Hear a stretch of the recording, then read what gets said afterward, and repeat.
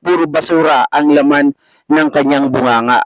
Bakit pa kababayan na masasabi natin manang-mana po sa kanyang ama, itong si VP Sara Duterte? Sa paninira niya po sa pangalan ni Joel Chua, mga kababayan, wala po tayong ibang narinig sa kanya kung hindi puro PI, puro pagmumura, talagang wala ka pong, parang masasabi natin na walang pinag-aralan ang isang vice presidente dahil wala pong ka-manners. Pakinggan niyo po ang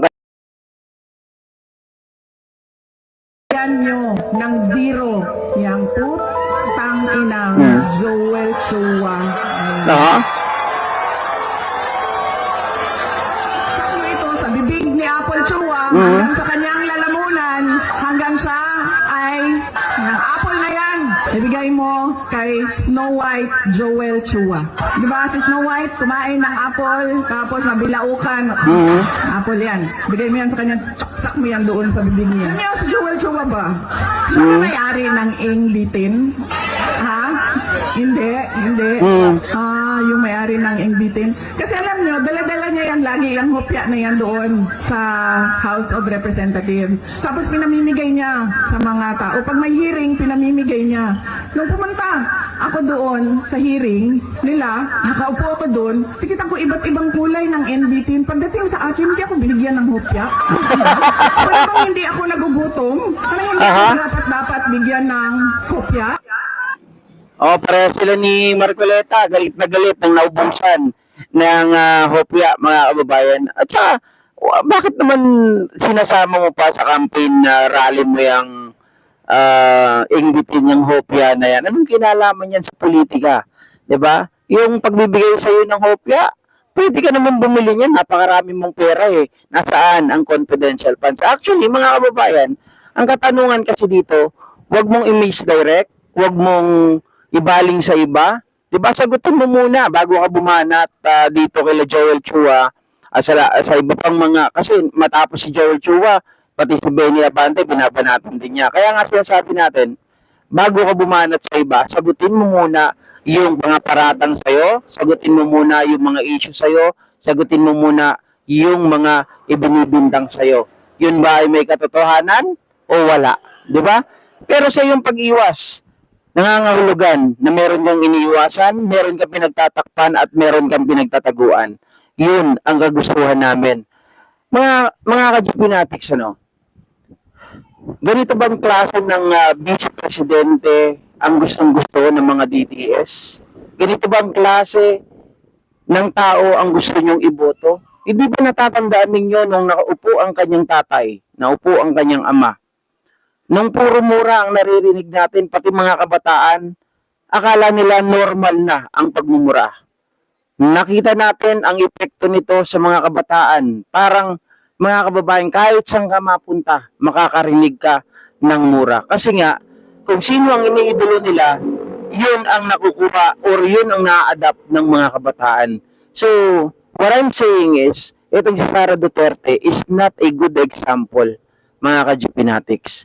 Marami po mga kabataan ang nakikinig ngayon. Hindi lang po puro matatanda ang nakikinig sa nangyayari ngayon na eleksyon, sa midterm election, naririnig ng mga kabataan, ito ba ang klase ng tao na gustong-gusto ninyo? Hindi lang yan mga kababayan, ang kanyang mga pinagsasabi na pagmumura kay Joel Chua. Meron pa akong nakuha dito na kung saan po ay napakatindi rin ang kanyang mga bitawan. Kaya lang, tingnan ko lang kung nandito yung isa. Ito ata yun eh.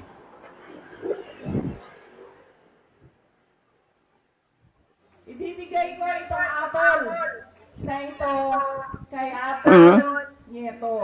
Ma'am, saksak mo ito sa bibig ni Apple Chua hanggang sa kanyang lalamunan. Diba? Sabi niya ganun, isaksak mo ito sa bibig ni Apple Chua. Teka, ano ba pangalan ni Joel Chua? Di ba Joel Chua? Hindi naman Apple Chua eh. Ang Apple, etong si Apple Nieto. Siya talaga si Apple. Mga kababayan, mukhang nalilito na rin ata si VP Sara Duterte sa kanyang mga pinagsasabi Hanggang siya ay mamatay. Ayun, mga kababayan. Yan yung isa sa mga sinasabi ko na hindi magandang ehemplo itong si Sara Duterte. Kasi mga kababayan, ipinapakita nito ang ugali ng isang taong mapaghiganti, isang taong mapag-imbot, at isang taong mapagtanim ng galit. Di ba? Sabi niya nung una, hindi siya mag-endorso ng mga kandidato kasi nadala na siya. Pero ang ginagawa niyang ito sa Maynila, pag-endorso to, anong ginagawa niya kay Bato? Anong ginawa niya kay Amy Marcos? Anong ginawa niya kay Camille Villar? Hindi ba yan pag-endorso? Hindi ba yan pag-promote? Pero hindi natin yun ang itatapik talaga natin, na segue ko lang mga ka-GP Natics. Ang gusto kong puntuhin dito, yung kanyang sinasabi kay Joel Chua na bigyan mo ng apple, isaksak mo sa bunganga hanggang siya ay mamatay. Biruin nyo, mga ka-GP Natics, ay yung pagkakakulong ni Digong Duterte. Pero kung iisipin ninyong maigi, yung mga klase ng tao na to, hindi po sila nakaupo Hindi nakaupo ngayon si Hanilet, pero makikita natin namumukpok.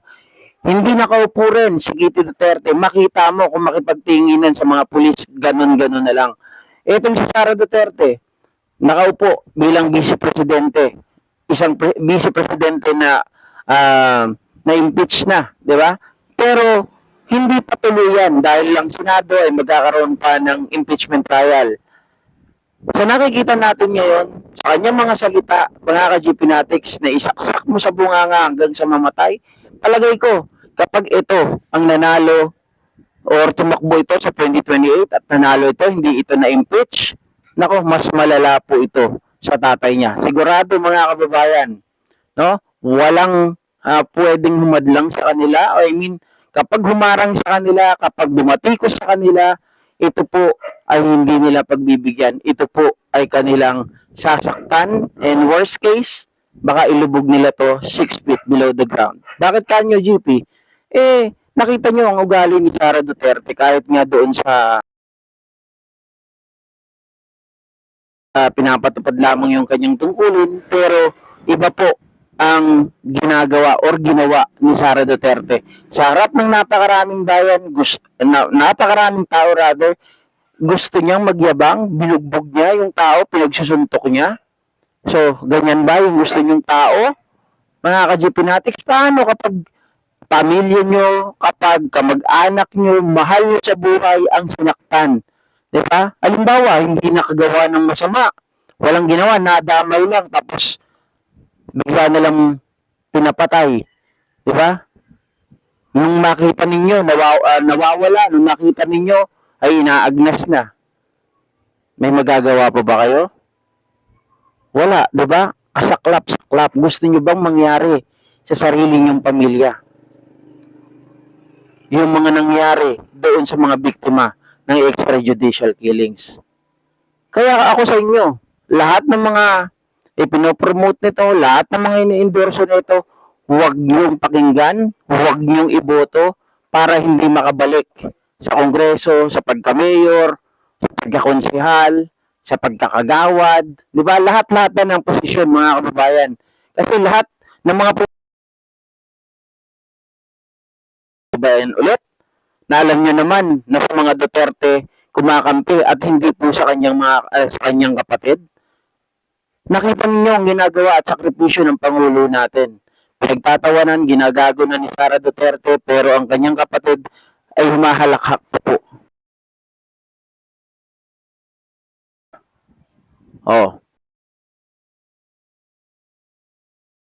Ang isang kagaya nito na mapagtanim ng galit, mapag-imbot, at syempre, mga kababayan, kapag ikaw po ay mapagtanim ng galit at mapag-imbot at napakasinungaling, sigurado yan, yung tao na yan ay isa ring mamamatay tao. Ito naman po, ang pag-usapan natin. Pasensya na kayo, medyo, sabi ko nga sa inyo, mahina yung internet natin, kaya talagang medyo binibilisan ko ng konti, mga kababayan.